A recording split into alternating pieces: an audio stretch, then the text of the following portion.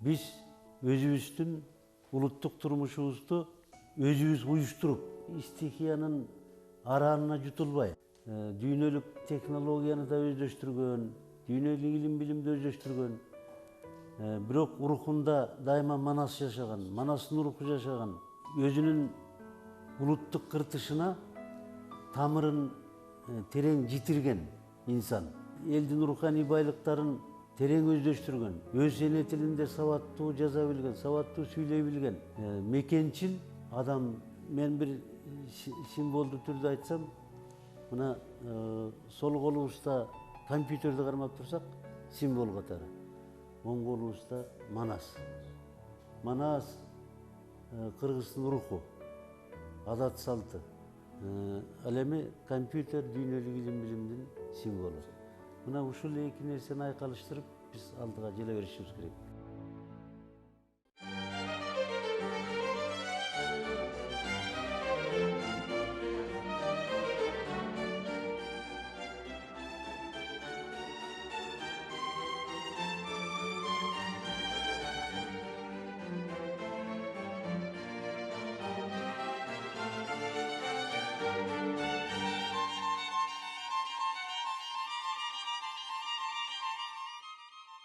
Кыргыздын улуттук руханий байлыктарын, педагогикалык байлыктарын ушунчалык кагазга түшүргөн мыкты замандашыбыз. Мен аябай сыймыктанамын.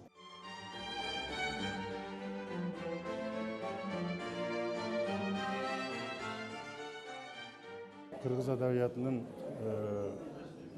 мектептерде окутуунун программасын түзүүгө активдүү катышкан. Ошондой эле кыргыз адабияты боюнча 10-11 класстардын окуу китептерин түзүүгө активдүү катышып авторлош болгондо. Анан могу суверенитет алгандан кийинки акыркы жылдарда ушу кыргыз адабиятын мектептерде окутууга реформа жасады. Реформанын негизи ошол мектептерде Манас эпосун окутууга убакытты көбүрөөк бөлүндү. Ошондой эле мурдагы Совет доорунда идеологияга байланыштуу программа кирбей келген заман акындары Калыгул, Арыстанбек, Молдокылычты окуу программасына киргизип мектептерде окутула баштады.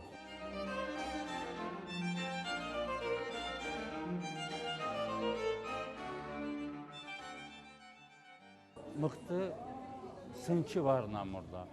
Мунун бул кишинин жазган сындары белгилүү бир деңгээлде добровольный болупту, эске салбай койбойт. Анткени ар бир чыгармасы аркылуу коомдогу турмушту же тагыраак айтканда чыгармалары аркылуу коомдун өзүнө баягы илик жүргүзөт. Ушундай мындай дараметке жеткен кыргыз сынчылары аз эле.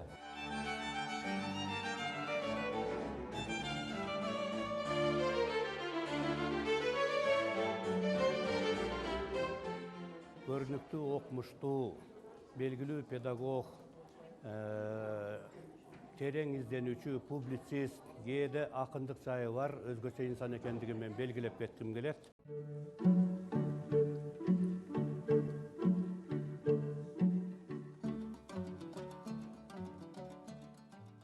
Жумгалдын Көлмө деген, Кара Кече деген жайлоолорунда жаратылыштын кооздугу ушунчалык. Көлмө деген жайлоонун ичи бүт эле карагай кайын, бийик чокулар. Ошондой жерлерде өстүк.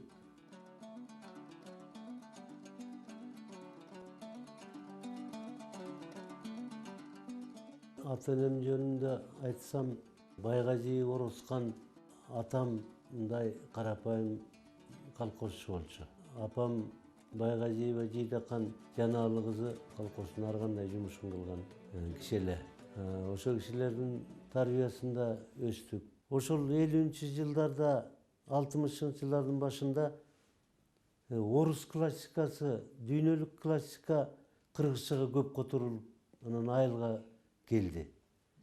Мисалы үчүн Лев Толстойдун Пейилдин оңолушу, Согуш жана тынчтык, Тургеневдин аңчынын аңгемелери, анан профессор Добуелдин башы сыяктуу Анан кийин Жюль Верндин китептери, Чеховдун аңгемелери, повесттери, Горкийдин чыгармалары көп которулуп ошо Айыл китепканасында турар эле. Ошо кезде кыргыз эпостору аябай көп басылган. Ушуларды дагы аябай кызыгып окуп, ошо прозалык чыгармалардын таасириби ошол 10-класстан баштап проза жаза баштадым. Жаш иленчи журналына 9-класстан экен баарынан адам күчтүү деген аңгемем чыгып келди. Ошондо кубанганымды айтпа.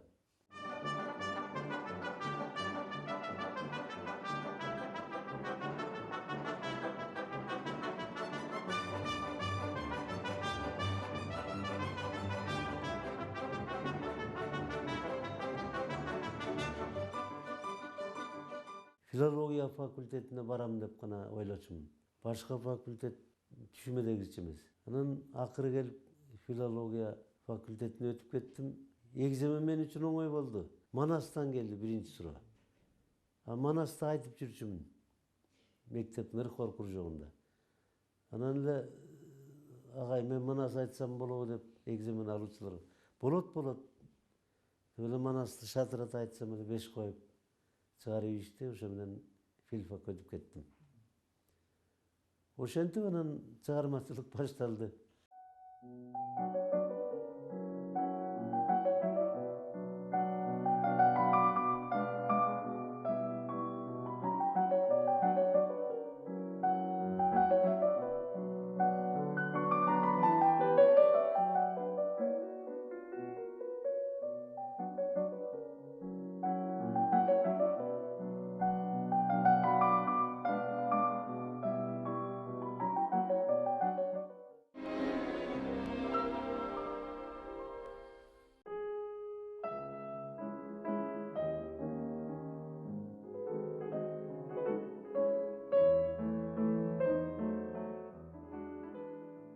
Советбек Орозкановичти мен 1979 жылдан бери билем да. Анткени биз ушул жерде Улуттук илимдер академиясында чогуу иштештик.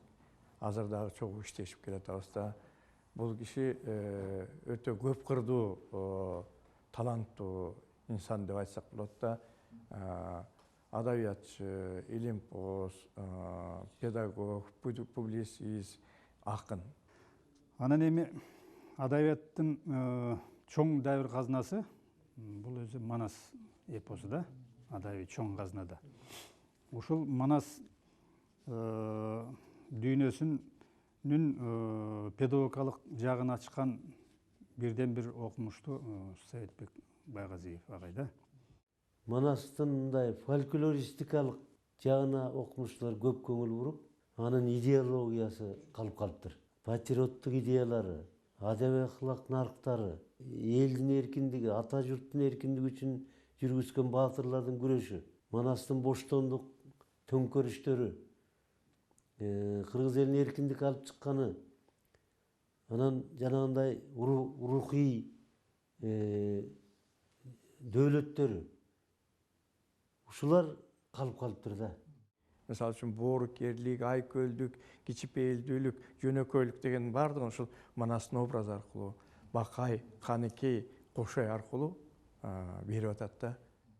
Советбек Байгазиев Манас таануу боюнча 25 китеп чыгарыптыр. Бул эмне деген бул чындыгында феномен. Ар бир китебин карап көрсөңүз, Манастын образы болобу, Каныкейдин образы болобу, жана башка каармандардын образдары болобу, ушунчалык бир терең педагогиканы байланыштырып изилдейт да. Манас эпосундагы баш каармандардын бири Бакай. Анан Бакай деп көп айтабыз. А бирок ушунга чейин фольклористтер дагы, башка илимпоздор дагы Бакай жөнүндө мындай кенен жазбаптыр да. Китепте жок экен, брошюрада чыкпаптыр. Анан ошо мен ушу Бакайдын образына киришип өзүнчө китеп жараттым. Ошол китепти Таластагы Бакай ата районуна Бакайдын ысымын алып жүргөн. Ошол жакка барып, ошол бет ачарын ошол жерден өткөздүм. Эл ушунчалык жакшы кабыл алды. Айыл өкмөттөрү катышты. Мектеп окуучулары, мугалимдер, мектеп директорлору, аким өзү баш болуп, окуучулар ошол Бакайдын образын элестеткен сахналарды аткарып, анан өзүнчө майрам болду да.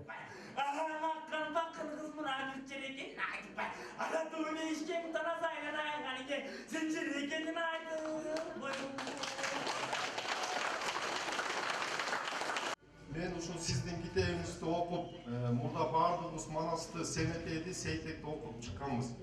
Бирок ошол жерде биз окуп атканда көп Бакай атабыздын башка өзүнүн касиеттерине көп көңүл бурулган эмес. Сиз ушул китепте чоң Бакай атабыздын кандай касиеттерге ээ болгондугун ачып бердиңиз да.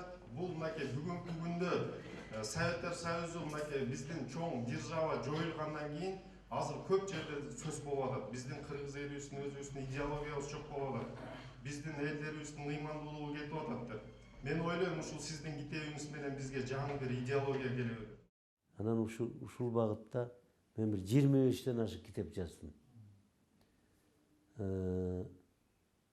Презентациялар өттү, бет ачарлар өттү,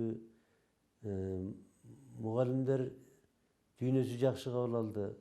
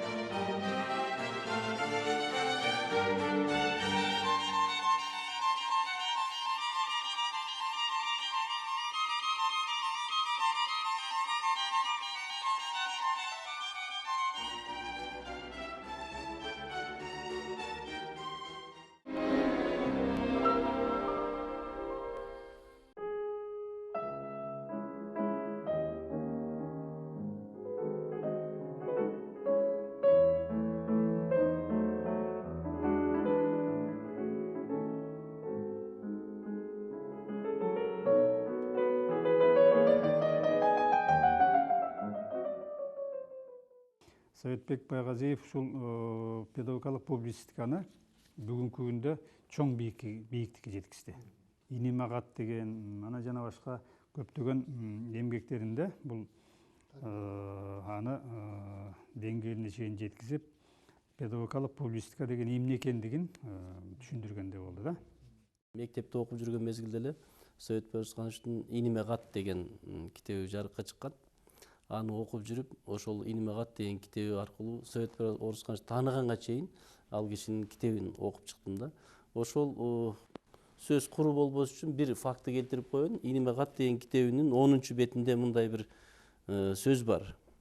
Мен анда минтип сурайын. Сен өзүң же сенин жолдошуң тууганбай экөөңөр өмүрүңөрдө чет тил үйрөнүүгө аракет кылып көргөнсүңөрбү деп инисине кат жазып атат.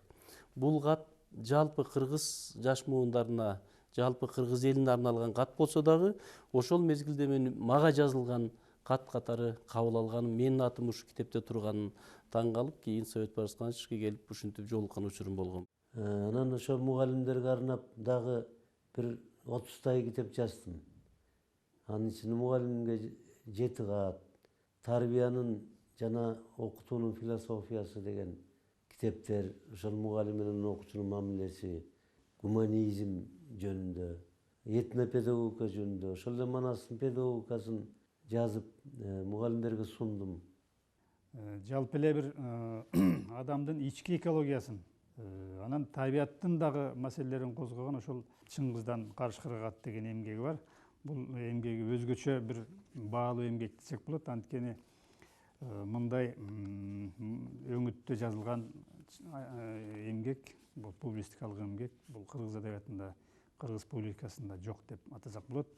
Орхон Енисей жазуу эстеликтериндеги педагогиканы жазып атат. Талим тарбиялык маанисин жазып атат. Аны жазыш үчүн өтө эме болуш керек, кеңири көргөздөр болуш керек. Анан биз тилчи, адабиятчы деп эле бөлүп коебуз да. Мен бул кишини түрколог деп айтам. Анткени ал тарыхты дагы, тилди дагы, адабиятты да, философияны да жакшы билет да. Ошону комплекс бере алат да.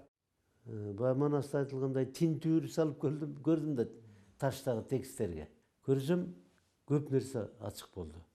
Ата жөнүндө осуят бар экен, эне жөнүндө осуят бар экен. Ата менен баланын ортосундагы, аял менен эркектин ортосундагы мамилелер жөнүндө осуяттар бар экен. Анан улутту кантип сакташ керек, эл журтту кантип сакташ керек, мамлекетти кантип чыңдаш керек, кантип өз ата журтуңдун бекемдиги үчүн күрөшүшүң керек. ушундай философияда аябай көп айтылган да ошол жерде. Нурмолдонун педагогикалык мурастарын дагы абдан жакшы жазып берди. Себеби 1700-жылдардагы эле мезгилде Нурмолдо алгачкы кыргыз мектептерин ачкан экен. Буга чейин Советбек Байгазиевдей кыргыз драматургиясын терең изилдеген, анын тарыхына кайрылган окумуштуулар аз эле болгон. Албетте кыргыз драматургиясын жазып жүрүшкөн, бирок анын башатын, башталышын, анын өнүгүшүн Советбек Байгазиевдей эч ким изилдеп, ушундай аныктап берген эмес. Ошо драматургия өзү татаал жанр. Анан көп деле адис жок. Раматылык агайыбыз Мухтар Борбогулов бул багытта көп иштеген. Анан ошо кишинин жолун улантып драматургияны изилдеп калдым да мен. Кандидаттык диссертациям драматургия болчу.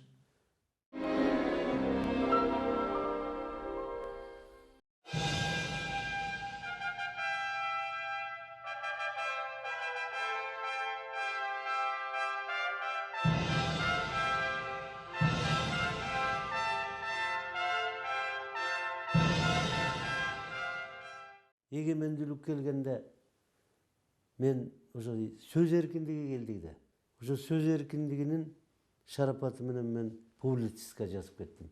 Ичимде кайнаган нерселердин баарын эркин айта баштадым. Өзгөчө эне тилге байланыштуу, саясатка байланыштуу, эркин кыргыз элинин проблемалары жөнүндө айтып чыктым да.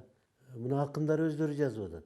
СКАдан ошо кезде силер эмне үчүн эле ала тоо деп жазасыңар, эмне үчүн эле кыргыз жери деп жазасыңар. Совет жери, Совет эли деп жазбайсыңарбы? Ала тоо, кыргыз элим деген токтоткула. Тек ошол эле СКада иштеген чиновник кыргыздар жазуучу акындарга тыюу салып көрсөтмө берип турганда.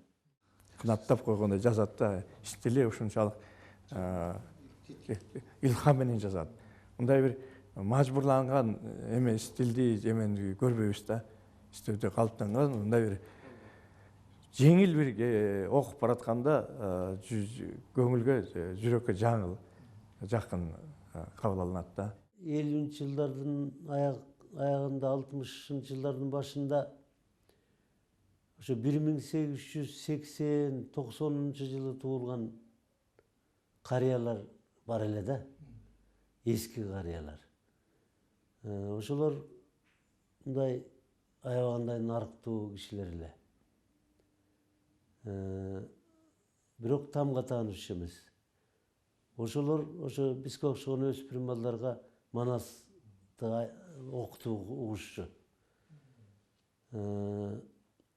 Анан карыялар могу кышында согум сойгондо чогулушуп, санжыр айтышып, илгерки баатырлардын тарыхын айтып, ушундай аңгеме куруп отурушар эле, жоро ичишер эле. Мен атамды ээрчип, ошо кишилердин арасында көп болдум бала кезде. Ошолордун сөздөрү, сүйлөгөн сөздөрү бүт кулагыма сиңип калыптыр. Азыр жазганда мындай сөздөрдөн көп кыйналбайм да. Эркин чугуруп келе берет. Бу кайдан десем ошо көрсө ошол байыркы карыялардын, байбичелердин сөздөрү кулагыма сиңип калыптыр. Ошолордон келет экен. Агайдын кийинки кездеги ушул дагы бир өзүн өзү ачкан жагы бул поэзия жагы да. Поэзия.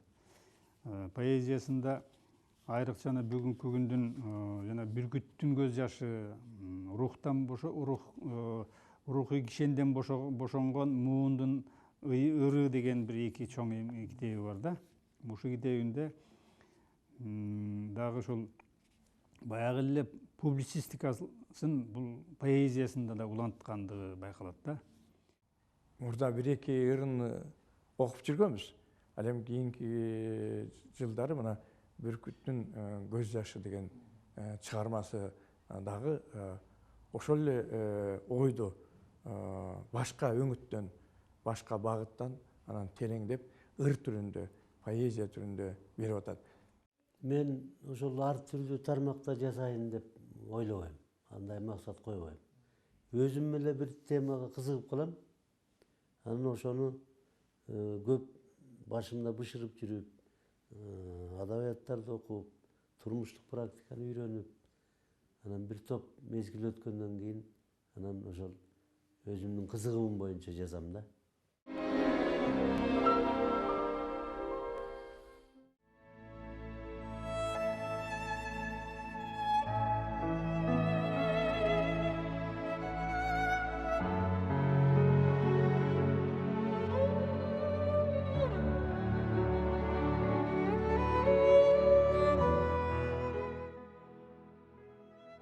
Манас болуп, Манас деген жүрөгү, Совет агай устаттардын тиреги. Агын ак деп көгүнө көк дебесек, бул жалганда жаратылып не эсеп? Кумурскадай мээнеткечтик жагынан билбейм агай, сизге кимдер теңешет? Азыр балким баркыңызды билбесе, алды жакта күтүп турат келечек. Бұл чындыгында эле бир өтө айкөл, ушундай бир ешкимге жамандык кылбаган, дайыма ушу жардам берейин деп колунан келсе жардам берген ушундай киши да. Кимден гана сурабасаңыз, Байгазиев жөнүндө бир жаман айтпайт да. Эч качан бирөөгө жамандык да кылбайт. Ушундай абдан эмгек кылып эле ушундай баягы өзүнүн баягы чыгармачылыгы менен жүргөн адам да. Сөйтбек Оросханович бүгүнкү күндүн адамы да, бүгүнкү күндүн адамы. Ал кайсы жанрда жазбасын, андан бүгүнкү замандын деми көрүнүп турат, картинасы көрүнүп турат да.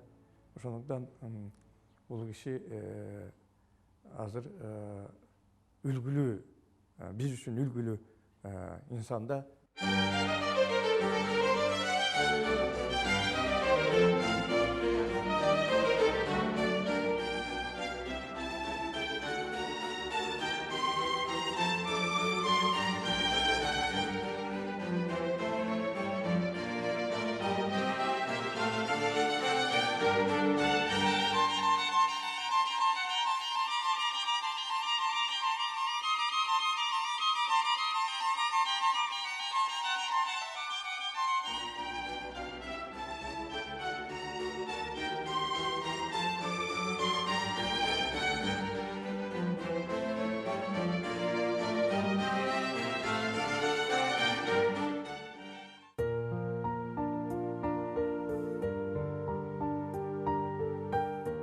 Мен 6 класстан окуп кат жаза берчи. Пушкинди окудуңбу, Лермонтовду окудуңбу, Чыңгыз Айтматовду окудуңбу деп.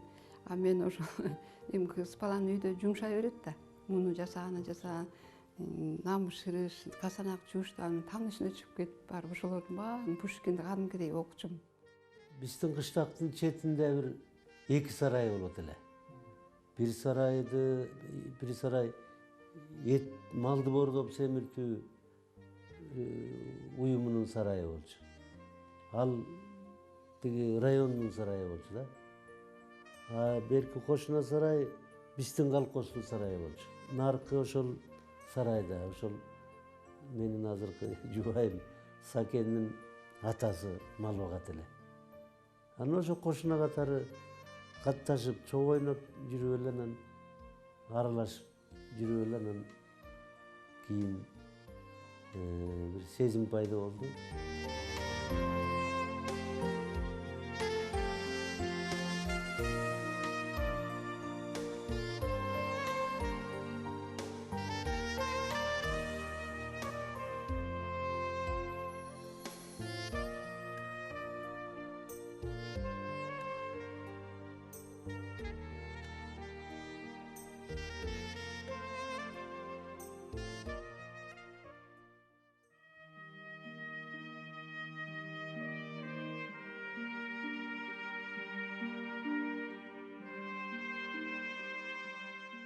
Албетте, кыргыз эли өзүнүн кылымдар бою жараткан руханий байлыктарына таянып сакталып калат. Манаска таянып сакталып калат. Кыргыз эли да Азияда өзүнүн чоң моралдык руханий маданиятын жараткан. Ошол маданиятка таянып биз алдыга өнүгүшүбүз керек.